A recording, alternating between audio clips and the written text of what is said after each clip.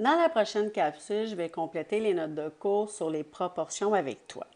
Premièrement, une proportion est une égalité entre deux rapports et deux taux. Donc, au moment que je dis que c'est des taux et des rapports qui sont équivalents, bien, c'est automatiquement une proportion. Fait que si je te dis une proportion, il faut que tu comprennes que ça veut dire équivalent, que ça veut dire que mes rapports et mes taux sont égaux. Et au moment qu'on sait qu'on a une proportion est toujours formée de 4 termes. Donc, on va leur donner des noms différents. Le premier terme, donc, lui que je viens de mettre en vert, et le dernier, le quatrième, on va les appeler les extrêmes. Parce que quand j'écris mes deux proportions, mes deux rapports, mes deux taux égaux, le premier puis le dernier sont aux extrémités. Ensuite, on va avoir ceux qui sont au milieu, qu'on va appeler les moyens. Si on les lit autrement, au lieu de les avoir écrits avec les deux petits points, si je les écris sous forme de fractions, comme c'est juste à côté, bien, le premier que je lis, parce que si je le lis, je vais lire A sur B égale C sur D. Bien, le premier que j'ai lu et le dernier que j'ai lu, c'est le A et le D. Donc, même chose, ils vont porter le nom extrême parce que ce sont les extrémités de ce que j'ai lu.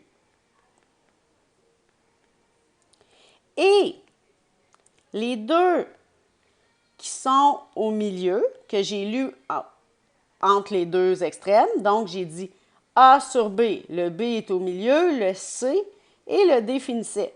Donc, ça veut dire que le B, la valeur qui va être à cet endroit-là dans ma fraction, va s'appeler un moyen. Puis, lui qui est l'autre juste après que je vais avoir nommé, va être aussi le moyen.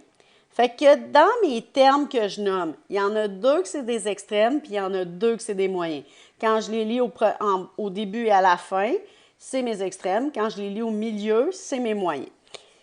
Ça va être important, ce concept-là, un petit peu plus tard. Je vais te l'expliquer après. Pour le moment, on va juste être capable d'identifier qu'est-ce que c'est nos moyens puis nos extrêmes dans des fractions. Si je regarde et que je te dis complète les proportions, si je te dis complète les proportions, ça veut dire que mes fractions sont équivalentes, sont égales. Ça implique que j'ai le droit de mettre le symbole égal ici. Et là, je sais que mes fractions sont équivalentes, donc je pourrais les compléter. Je vais être capable de dire 2 fois quoi donne 6. Bien, si je ne le sais pas, bien, je fais 6 divisé par 2, ça donne 3. Donc, c'est par 3 qu'il faut que je multiplie. Bien, si j'ai multiplié mon dénominateur par 3, bien, je vais multiplier mon numérateur par 3 pour trouver la fraction équivalente. Donc, 1 fois 3, ça me donne 3. Donc, une demi est équivalent à 3 sixièmes. Là, une fois que j'ai complété ma fraction, je vais être capable de nommer chacun des nombres qui sont dedans. Quand je le lis, on n'oublie pas, je vais lire 1 sur 2 égale 3 sur 6. Fait que le 1 et le 6, c'est le nombre que j'ai lu au début et à la fin. Fait que c'est mes extrémités. Fait que 1 et 6 sont les extrêmes. Ensuite, les deux autres nombres, bien, c'est le 2 et le 3. Et eux, je les ai lus au milieu, donc sont les moyens. Ensuite, je te conseille d'arrêter la vidéo, d'essayer les deux suivants et venir te corriger par la suite. Le prochain. Là, je vois que je suis capable de passer pour mon numérateur, mais je ne connais pas mon dénominateur de ma deuxième fraction. Fait que je vais aller trouver par quoi j'ai multiplié ma première fraction. Fait que 2 fois quoi donne 8?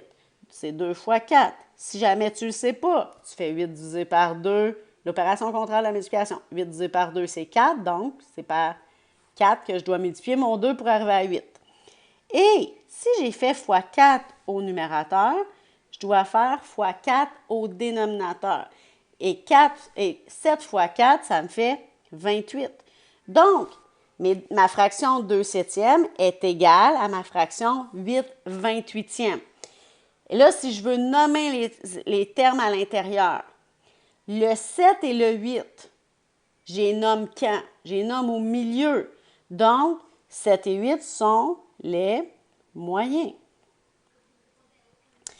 Et quand je nomme ma fraction 2/7 égale 8/28, bien, les deux nombres que je n'ai pas nommés jusqu'à date, que je n'ai pas écrits, c'est le 2 et le 28.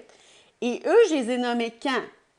Je les ai nommés aux extrémités, au début et à la fin. Donc, ce sont les extrêmes. Ensuite, le prochain, c'est faire le raisonnement avec la fraction. C'est plus facile. Donc, je vais l'écrire, je te demande de l'écrire sous forme de fraction en dessous.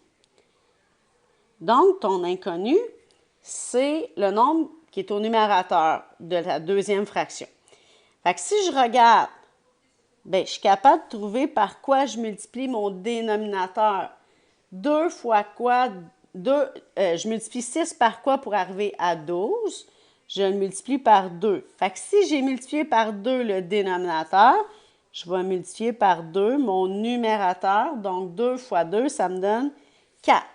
Fait que là, si je veux nommer mes choses, bien, le premier nombre que je nomme 2/6 est égal à 4/12. Le premier et le dernier que j'ai nommé, le 2 et le 12, sont les extrêmes. Et les deux suivants, le 6 et le 4, sont les moyens. Fait que c'est pas vraiment plus compliqué que ça. Ici, c'est de l'étude, c'est une question de vocabulaire, c'est de comprendre qu'est-ce qui veut dire les extrémités puis les moyens. Donc, les extrêmes et les moyens, extrémités et au milieu. C'est beaucoup les trucs que je vais te donner pour utiliser ce vocabulaire-là. Là, maintenant, on te dit dans chaque proportion. Le fait que je te dis que c'est une proportion, ça veut dire qu'il y a une égalité. Fait que je te dis que tes fractions que tu as écrites sont égales. Je n'ai pas le droit d'utiliser tout le vocabulaire d'extrême et de moyen si mes fractions ne sont pas égales. Dans le premier cas, on te dit, va faire le produit des extrêmes, puis va faire le produit des moyens. Donc, je vais travailler avec des couleurs différentes pour que tu vois bien les choses. Fait que je te conseille de faire la même chose. Fait que mes extrêmes, c'est le 1 et le 6. Donc, si je fais le produit, ça veut dire le résultat de la multiplication. Fait que 1 fois 6, ça fait 6. Ensuite, je vais changer de couleur. Je vais faire le produit de mes moyens. 2 et 3. 2 fois 3, ça fait 6. Je vais aller faire le suivant. 2 fois 20, qui est mes extrêmes. 2 fois 20, ça me donne 40. Et je vais aller faire le produit de mes moyens, 5 fois 8, qui donne aussi 40. Et le prochain, je vais aller faire le produit de mes... J'ai commencé par les moyens, mais ce n'est pas grave, on fera les extrêmes après. 4 fois 3,85, ça égale 15,40.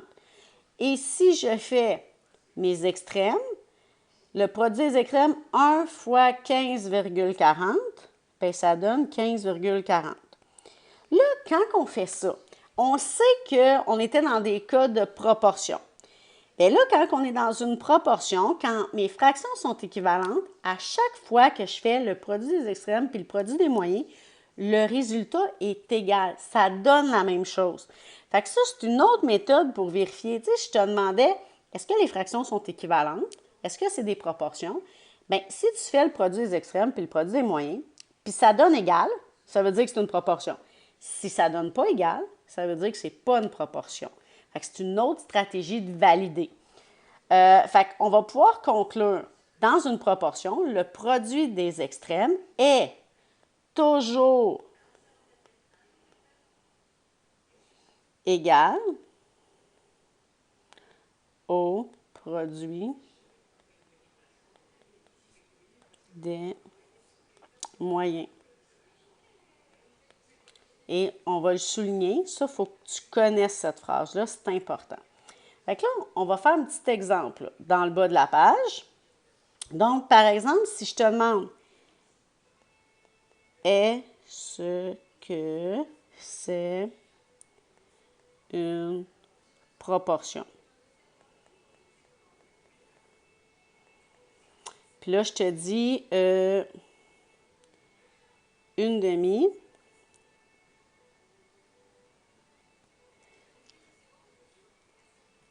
Est-ce que c'est égal à 3 huitièmes?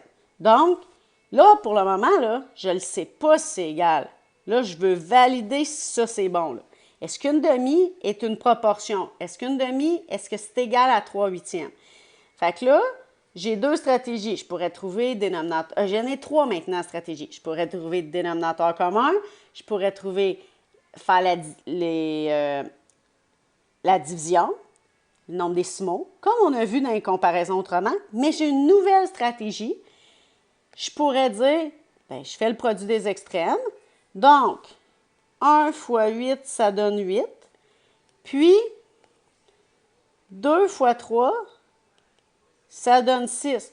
Ah, ça ne donne pas la même chose. Donc, non, ce n'est pas une proportion. Ce n'est pas équivalent. Parce que si c'était équivalent, j'aurais obtenu le produit des extrêmes qui est égal au produit des moyens.